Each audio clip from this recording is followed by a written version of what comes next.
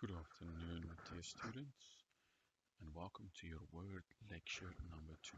As you can see, I've prepared a table of contents so you can quickly jump to where you need to be, especially with regards to your TOC for this week. But let us start. Tables. Tables can be created by using the grid and the table in the Tables group on the Insert tab.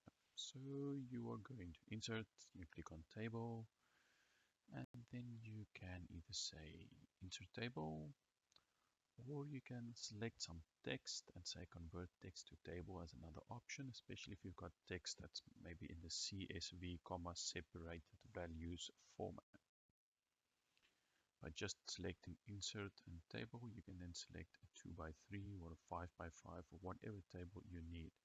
Look at this beautiful empty table, ready to have more data entered into it, more text. Using the insert function, you get the option for number of columns that you want to insert, number of rows that you would like this table to have, are they fixed column width, etc. If you have text that you want to convert into a table, the text is separated with tabs or comma separated values, you can say convert text to table, and then you can say the text is separated by paragraphs, commas, tabs, whatever you have. That's a hyphen, a koppelteken. The layout of the table can then be adjusted on the Layout tab on the Table Tools tab. Okay, so we've got our table, we've got a layout that can be edited. Look at these beautiful layouts. Look at these beautiful settings. I've got a height and width and auto fit at the top. I can just add things there and type things in. Look at this direction of the cells, the alignment. I can set the middle of the cell, left of the cell, right of the cell, even which side, top, bottom. I've got these insert rows below, above. Oh, it's beautiful. You might ask yourself, why tables? Now look at this beautiful question that was part of an exam that someone said, probably some random IT teacher somewhere, I don't know. Look at how neatly everything lines up, how neatly everything is spaced out in between. You would think that setting an exam paper or a test like this is easy, and you would be wrong. That's why I use tables to do it. When you use tables like this, you can align all your numbers very nicely in a column. You can align all your questions. You can align all your mark allocations very nicely. And if you're collaborating with a fellow teacher, please send them an empty template of a question paper, just like this. Maybe this block over here. You see the table that you can just delete the contents from and then send them. Oh, you're doing question 1.2. May I suggest you use this template that you can then later copy and paste into one big master file.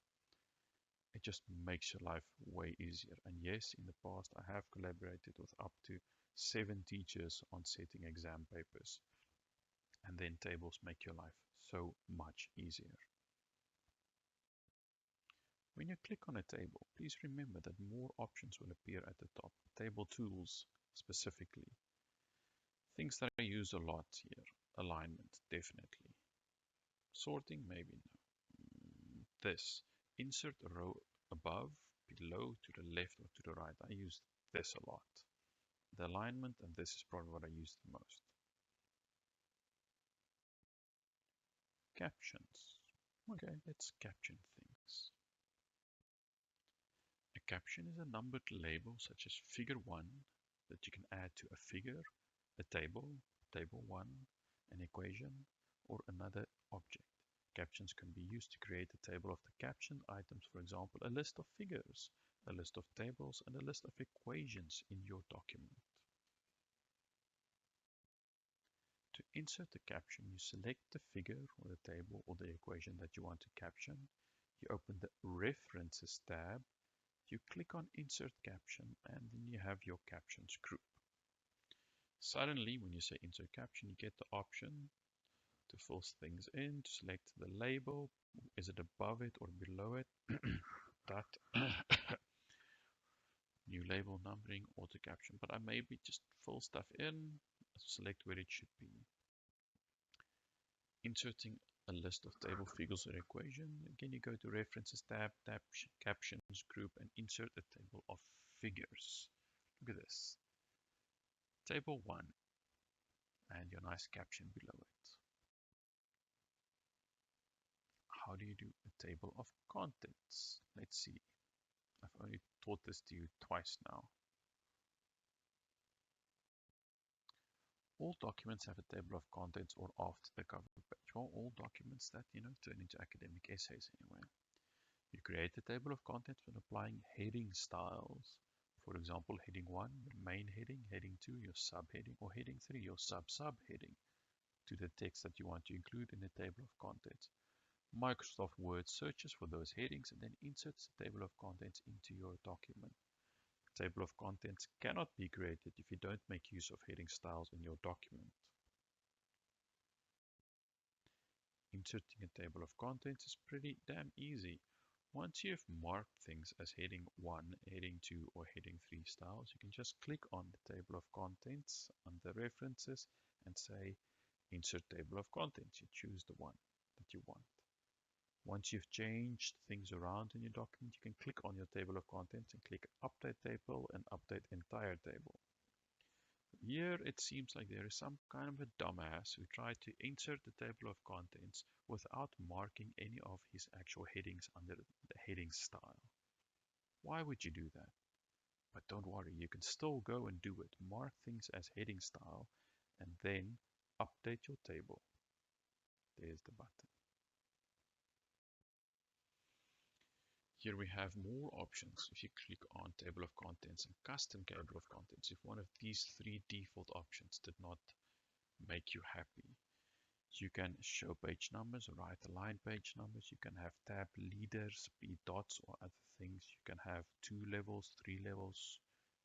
I don't think I mess around with this a lot. I usually just click on Table of Contents or Contents, just like I want it. Multi-level numbering. Select the list and follow the 4 steps in the following slides. Yes, there is a button for bullets, numbering, and multi-level numbering right next to it. If you click on the first 1, 2, 3, and then you can select on, you want these to be a list, and it'll be numbered 1, 2, 3, 4, 5, 6, 7. Great. You now have a numbered list. Still using that middle button.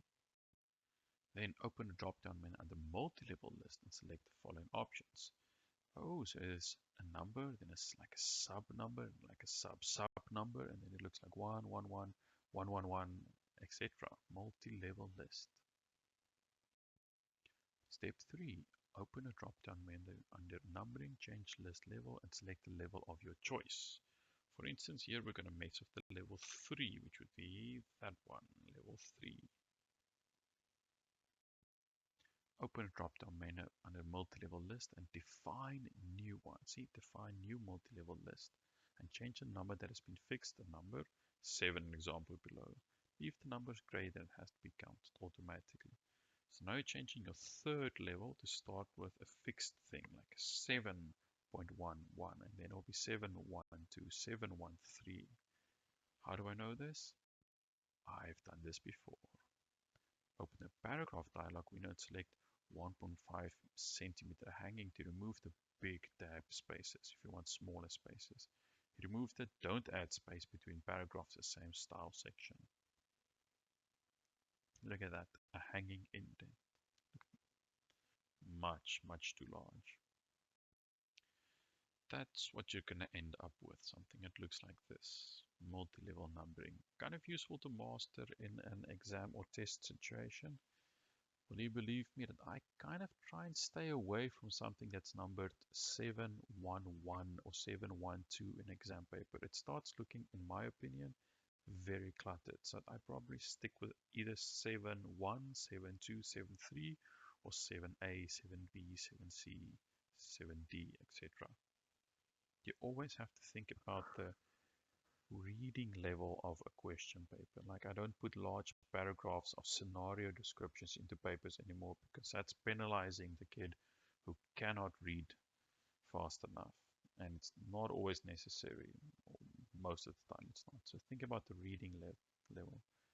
I also have to go and simplify the language I use a lot, because that's also not fair against the kid to the kid who's writing the paper, but maybe English is not his first language, or he might not just be good at languages. So keep that in mind. Standardized language and not too much text if you can help it.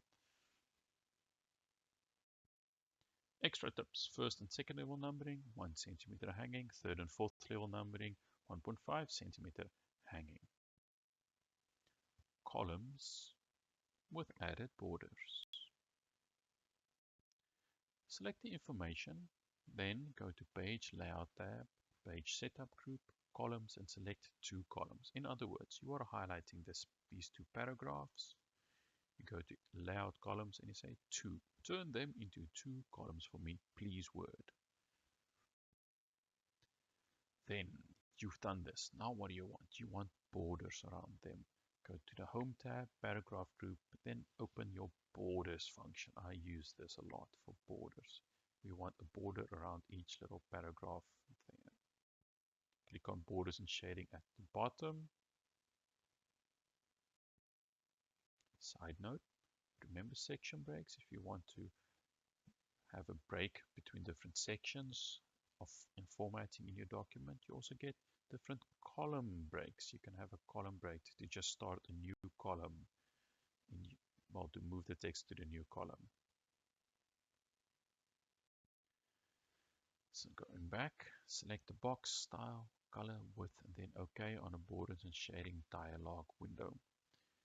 So you've got a box style border. You can of course mess around with shadow, 3D effects, if you go down with this one, you'll get little fruit symbols and things. Here you can click on these buttons at the bottom, top, left, right, or even the middle. I've also noticed you can click on these different sides and it will switch on or off the border for that side. You can choose to apply it to the paragraph or to the whole document, or the text, or different things here under Apply To. This is what we're going to end up with: 2 borders. Picture formatting. This I tend to do in question papers. Some of them have pictures. This is true.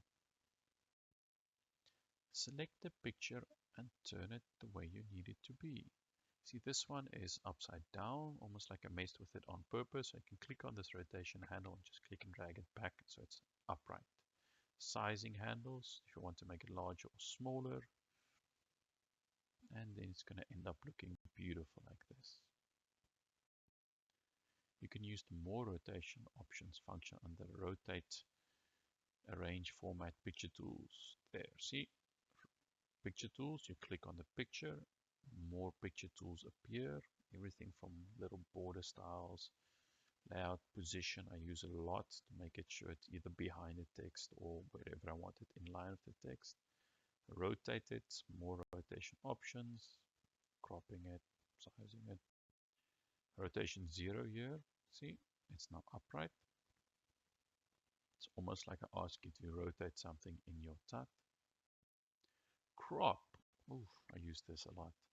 You have your picture, you select crop, you use the cropping handles to where you need it to be, and then unselect crop to apply the actual cutting out of the part that you need, the cropping. There are many more effects on a picture. You can apply it under the Picture or Format tab. Look at this beautiful little purple and pink border around this picture. Bibliography. General guidelines if you want to do it manually yourself. Hanging indent of 1.5 centimeter and sort it from A to Z. Or you were asked to do it in a TOC. Stranger things could happen, to force you to practice hanging indents or something along those lines. Because we know that there's a better way. Hanging indents, and you select what you need. Go to your Home tab, Paragraph group, little pop-up dialog box for more options, and you can say Special Hanging Indent. What is this? We want all of these different paragraphs, the second or third lines, to hang. be tabbed in. How to sort it from A to Z. Select the bibliography, click on Sort in the Paragraphs group in the Home tab, click on OK, and your sort text dialogs appear. So you have all of these entries in your bibliography that you manually typed out and select it. You click on your sort, you can say sort them by paragraphs because these are all different paragraphs, and then OK. A to Z will now be sorted. Is there a better way to do it? Of course, under references, manage sources, new sources button. As you get them, as you do your research, choose your referencing style, insert bibliography, and that will get you most of the marks for doing your bibliography. LibGuides, how to reference anything. Now, you can also Google for resources as a teacher, because believe it or not, you will not be the first teacher who's ever looked for help on his subject or on teaching in the history of teaching. No, you will probably be the second or the third or something along those lines. You can do things like Google teaching resources for grade and then insert the grade there that you like say grade R. Look at those. Lesson plan, resource kit. What is this? This is what you get from the government. Grade R resource kits that includes 20 themed posters, storybooks, a teacher's guide packed with practical classroom ideas, weekly caps-aligned lesson plans plus assessment activities, a DVD consisting of support audio lesson songs, videos, and more. I suspect you might be asked to write quite a few lesson plans in your career. You might want to Google and see what resources are available to teachers. I know as a teacher, I get my CAPS planning from my curriculum advisor. I get my lesson plans, most of them from my curriculum advisor. That makes my life much easier. I did work in a private school previously where I had to prepare everything beforehand, and that took a lot of time. Just getting it from my curriculum advisor has made me very fond of my curriculum advisor. And yes, in a way, you need to learn the hierarchy of teaching. You are a teacher, you're an HOD, head of the department, you could be a vice principal, a principal, and that's how it works in the school. Good for you. Then there are people that work for the education department, like the WCED, like your curriculum advisor in your specific subject. Well, for me at high school, that's the way it works. He is also my boss. So I kind of work for my principal, but I also work for the curriculum advisor. And he will come and visit me once every term. He will moderate some of my papers. He will talk to me about what's wrong, what's right, areas for improvement, or he'll ask me to help improve other teachers. That's happened a few times, or to give extra classes, whatever is needed. I've contacted him in an emergency. I've asked him to provide extra classes to my learners when I couldn't, years and years ago. And they helped me as a new teacher a lot. And then after he's had this weird interview with you, then he goes to your principal and he gives feedback to your principal what kind of a teacher you are and if he's happy with the quality of your work in your subject area. Please build good relationships with your curriculum advisors. It's amazing what you can find online, like a grade R resource kit. Beautiful. You can even find a wild animals poster. Now, what if you want to screenshot something that you see online? Well, in Windows, you can just press screen, or you can use the snipping tool or the shortcut that you can combine. You hold in Windows key, then Shift, then S. It'll bring up the snipping tool, and you can just screen capture anything on your screen. What a useful thing to know. Nice posters. This one has got colors too. Remember that as a teacher, part of your responsibility is to make your class beautiful. You will get evaluated on your ability to create a nice environment in your class. And that includes class posters. So you might want to invest in some or make some. Thank you. Postscript. You have an exam middle of this year, an exam the end of the year, and a portfolio to submit the end of the year. Please stop emailing me to ask if you're going to write other tests and things. Still the answer, no, you're just writing middle year, end year, and your portfolio. And that's all you need to do this year for me. Of course, there are the TATs and the quizzes, but that's just normal stuff. See you next time and stay healthy.